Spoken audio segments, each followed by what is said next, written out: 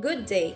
In this video, we are going to discuss what is a government corruption, what are its causes, and some solutions for this particular problem.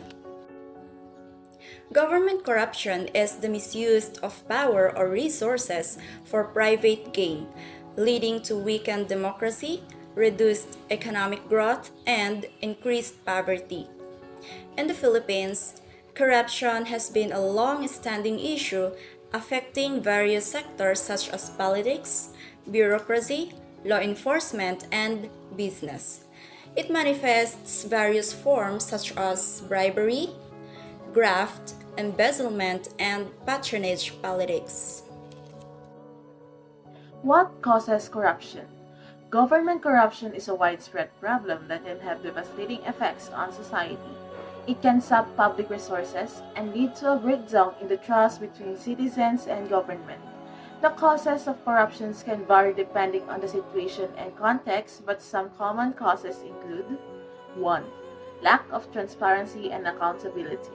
When government operations are not transparent and officials are not held accountable, it creates an environment where bribery and fraud can happen unchecked.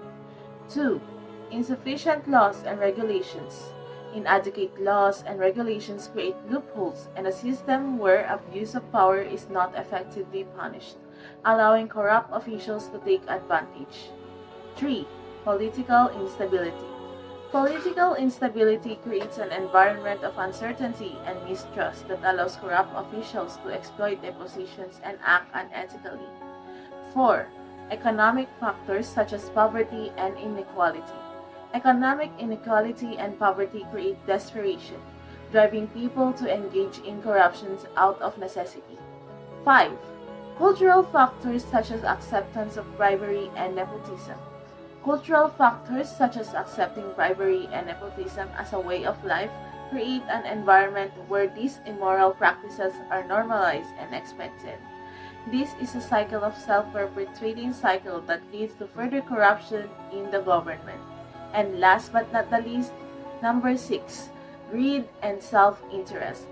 Greed and self-interest are personal characteristics that encourage people in position of power to focus on their own interest rather than the interest of the public. These causes can be found in various combinations in different nations, and their presence can often foster corrupt practices that affect the integrity of government. Addressing corruption and creating a system that is free of it requires a multifaceted approach that addresses these various sources. So now let us move on to the possible solutions in order for this issue or problem government corruption be addressed. I have two possible solutions. First is the empowerment of citizens or empowering citizens. Second is transparency. Let's move first to the first. Empowering citizens or the empowerment of citizens. Strengthening citizens' demand for anti-corruption and empowering them to hold government accountable is a sustainable approach that helps to build mutual trust between citizens and government. For example, community monitoring initiatives have in some cases contributed to the detection of corruption, reduced leakages of funds, and improved the quantity and quality of public services. Now, the second one is transparency. Key decisions and accountable parties in projects should be properly documented. Projects beneficiaries and other stakeholders should receive key information on project implementation arrangement in a timely manner, including available funding, bidding requirements, and results and funds receipts.